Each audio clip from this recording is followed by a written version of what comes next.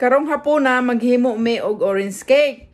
So karon testingan nato ug unsa bigod ang cake mahimo bigog orange or basig dahil lang pod sa kuan sa flour orange dayon basig timbutangan na nag-color na orange. Okay. Hello po, magandang gabi, maayong gabi sa inyong tanan. Gagawa po ako ng orange cake. So, may 3 po akong itlog, batihin. Tapos, lagyan po natin ng sugar, 1 cup. Batihin, continuous lang po hanggang mag-mix. Naisipan na mag-bake ang nagre-reduce. Paghalo na po lahat, matalis daw yan, ewan. Add po natin ang oil. Yan. I-mix, mix, mix, mix. Tornado, tornado, twirl, twirl. Ayan na po. Ewan. Yan. Tapos, nagkalat ng mantika. Nahulog. Sumunod ang orange juice. 250 ml po.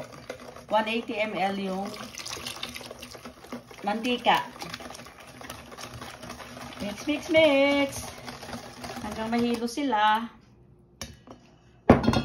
Tapos mahilo, halagyan po natin ng flour. Unti-unti lang ha. Oops, dahan, dahan. Bit by bit. Mix, mix, mix. Mix, mix, mix. Para malabnaw, no? Ayan, ayan pa. Unti-unti pa rin po.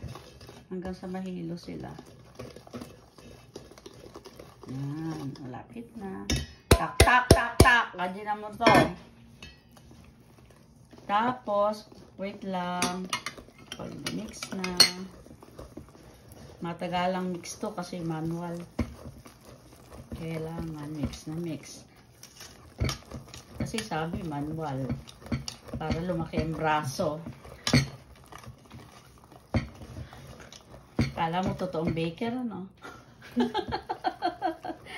See? Kailangan po walang lump. Sige lang, sige lang, sige lang.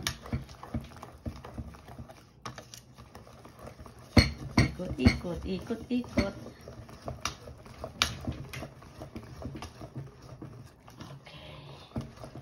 Tapos, lagyan po natin ng 1 tablespoon of baking powder. Kusina ni Ninita. Nag-umpisa na naman.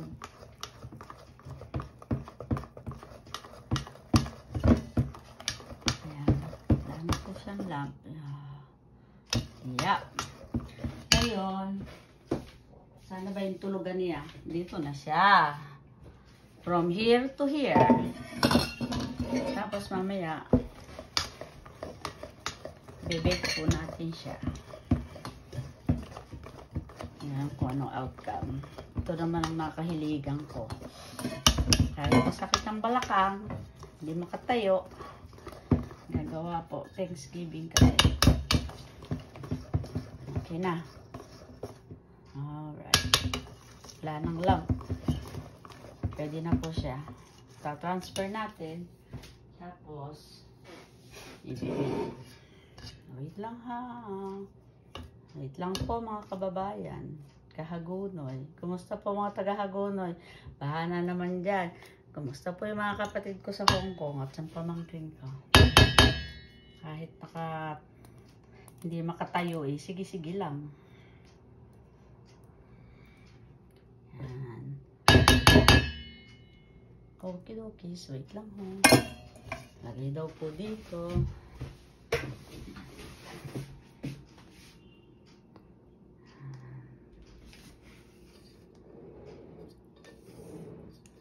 Salamat po sa ekstrang kamay. Oops. Kailangan po may assistant kasi yung gumagawa eh. May depression, di pa tayo.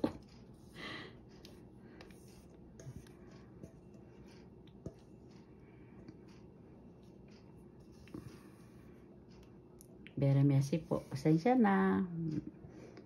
First time kong gagawa nito. So, Okay lang yan. Okay. Yan po. Very easy. Ganyan lang siya. Tanggalin natin yung dumi para hindi magtutong. Ngayon po, ipapasok natin sa oven 350 or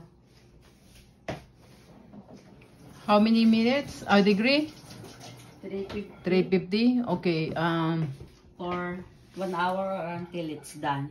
Hour. Okay, Ayan. hindi pa po tapos siya. Maglalagay pa tayo ng orange juice sa ibabaw para maging moist. Okay, maghintay na lang po tayo sa susunod na kabanata. Okay. Bye. Dito na po siya, guys. Luto na po siya. Mamaya lagyan pa natin to ng toppings kunti. Yung tawag doon. Nag-melt pa ng sugar at saka orange. Kaya para tawagin siyang orange cake. Right? Hindi mo pa siya pwedeng tawagin orange cake. Cake lang siya dahil wala pang orange nga nakapatong sa taas. Charan! Charot. Antayin na lang natin. Ayan na po ng orange niya. Yan ay patong mamaya. Paliguan natin yung cake ng orange. Malaman natin. Yan ay orange o cake orange. Okay, later. Pag na siya, dissolve na yung niya, sugar. Sugar. Ito yung orange. Okay? Wow. Yan na po, luto na siya. Na-slice na yan. Masarap yan. Natikman na. Oh, yummy!